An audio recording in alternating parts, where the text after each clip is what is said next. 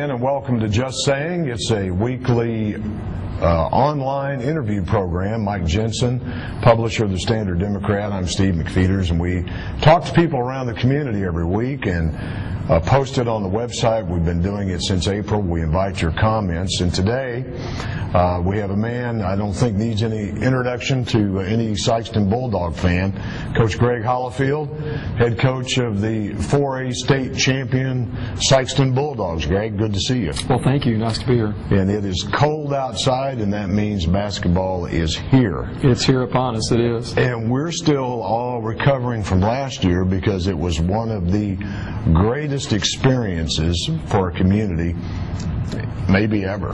I mean, a 30-0 team, and the way you guys won, the team you had, the class that you showed. I was just so proud of what you did for the community, you and the kids and Brian and everybody. Just can't say enough. Well, thank you. We had a great group of kids, hardworking, a pleasure to be around. We enjoyed practice every day. Our kids really had a great focus, so hopefully we can continue on this season. Well, I mean, we've been on a roll the last few years, and again, I say the same thing with Coach Gibbs and with you. I've watched our soccer team now that did better than it's ever done before. You look at the girls' athletics. Sikeston athletics, they do it with style, class, dignity, and if I recall, not only did we win the state championship, we also won the sportsmanship, did we not? I think that's correct. Yeah. I think that's right. Best fans and yes, sportsmanship. So what we're really talking about, Greg, is more than just wins. We're talking about leadership. So where is this coming from, and how can we bottle it and sell it? Because it has had just a major positive impact on our community. How do you see it? Well, the biggest thing is we have great kids. You know, we have hardworking kids that come in and they try to do. They work very hard, and when you have that, it just makes everything so easy, and it's a pleasure to coach and be around, and I just can't say enough about the character of our kids. Well, one thing I've noticed, too, is the parental support, the fan support, obviously other teachers, other administrators. It's a whole attitude that has developed here, and it's one that I hope we can continue because it's fascinating. I agree. You know, it's such an important part of our programs. Our fans are just outstanding, as good as there is in the state of Missouri, and it's an entire team effort, you know, through the fans, through the administration, you know, through our kids and the teams, and you know, that's how it starts, and we've just really built a good tradition and foundation there. I know your good friend Dickie Nutt up at Southeast is excited this year because he's got Michael Porter and some other players, but I remember you telling us at the Lions Club that he liked our program here a lot. No doubt. You know, Dickie's a big supporter, and he's just going to do a great job of getting that program going in the right direction. I know he's worked hard. He's got good players in there. Really excited about seeing their team. Wasn't unusual to see him at a game here last year. No, he came to several games, very supportive, and that's great to see that out in the community and in our area, and there's no doubt he's going to do a fabulous job.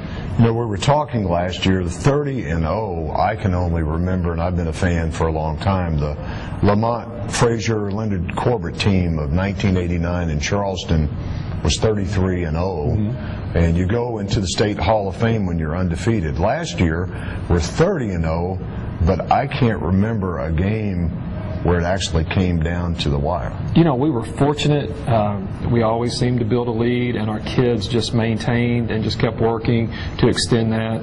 And it made my job a whole lot easier, I can tell you that, going into the fourth quarter with a 15-20 point lead, and I was really proud of the effort of our kids. District game in Notre Dame down by 7. What did you tell them at that timeout? You know, we had a timeout. Our kids came over, and they were so focused, and we came out of the timeout, and, you know, we had about a 20-second period, a little stretch there where our kids just really stepped up and got us right back to where we needed to be, and our fans just so supportive.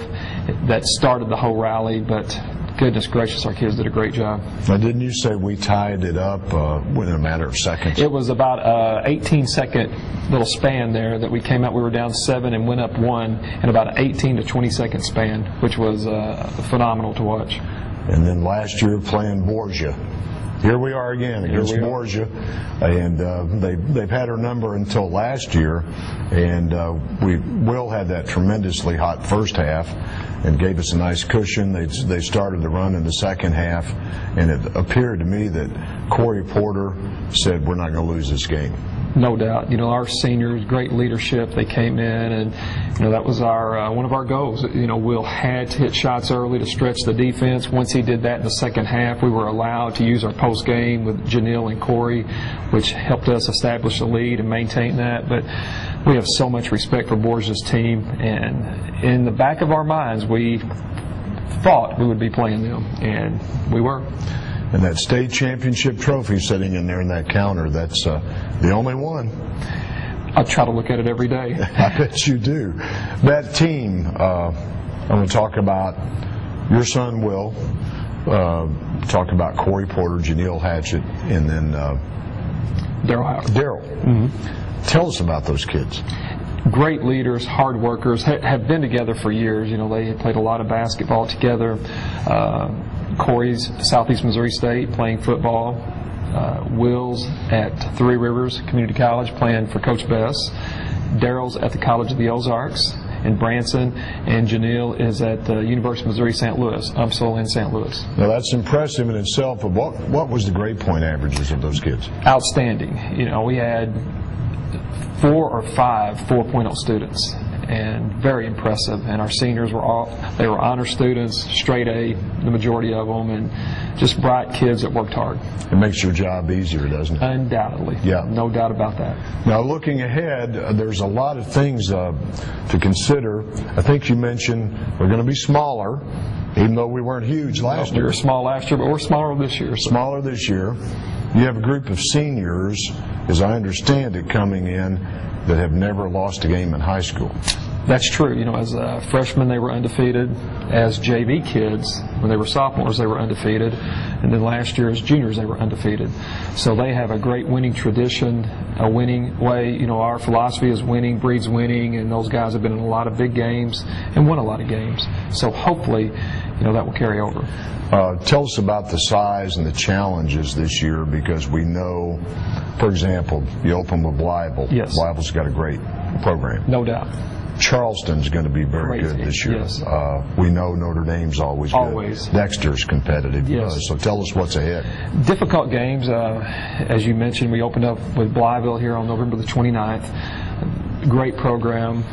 After that, we go to Dexter and play on December the 2nd. And then on December the 3rd, we go to Rector, Arkansas, and play Valley View, Arkansas, who's a 4A team, a good team. So our first week, we have 3 difficult games. And 2 Arkansas teams who have a little more of an added advantage because they get to practice earlier. Then we come back the following week and we play in the SEMO Conference Tournament. And that should be a great tournament. I mean, there's a lot of this, as you mentioned, Charleston, Cape Central, Notre Dame, Jackson, Bluff, New Madrid, Dexter. Several good teams, and there's a lot of parity, I feel like. It's going to be a difficult tournament, but an exciting tournament. So that's just to name a few. And that's that everybody's probably stronger. No this doubt. year. I agree. Yes. And you can't. We're not supposed to talk about. We got a 46-game home winning streak. We do have a home winning streak. Coming off a 30-0 state championship. We got kids that have never lost a game in high school. Inevitably, we're going to lose one. I don't want us, but it's how you come back, isn't it? That's right. And that's what I tell our kids. You're going to face adversity. There's going to be a difficult situation here or there, and your champions are the ones that can rebound, bounce back, and I have a lot of confidence in our kids, and I know they'll be hard working, do the best job they can. Now tell us size-wise what we have.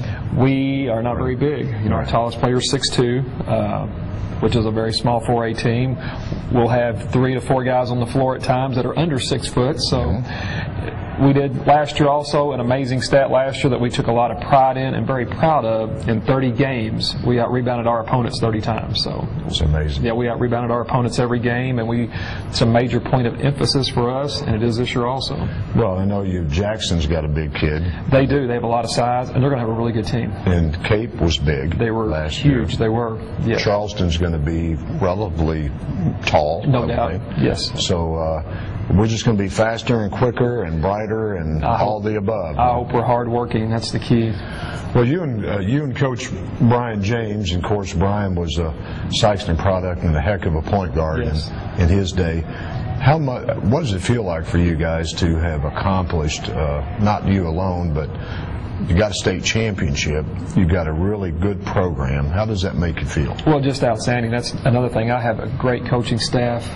Brian and I, he's been here with me for 14 years, and it makes things so much easier. You know, we're on the same page as far as what we do and practice, and you know, our entire program's that way. I've got Chris Sarakis as my freshman coach, Derek James is my 8th grade coach, and Eric Voorhees is my 7th grade coach. So without those guys, it would be difficult, and they do a tremendous job. You got a great facility to play in. This is still the best. No doubt. That's what, you know, it's got some years on it, but someone walked in the other day, said all these new facilities around, this is still the most special in the area, and I agree. Yeah, it's great. And that tournament, the dates on the SEMO Conference tournament? You know, it's Monday, I think December the 5th. Okay. I have to check, but it's that first full week. Yes, that first Monday through Friday. Okay. Yep. And one other thing, when you talk about impact on community, and obviously it's not that you have just winning teams that we've had in football, basketball, soccer, and the other sports. It's how we're winning. Right.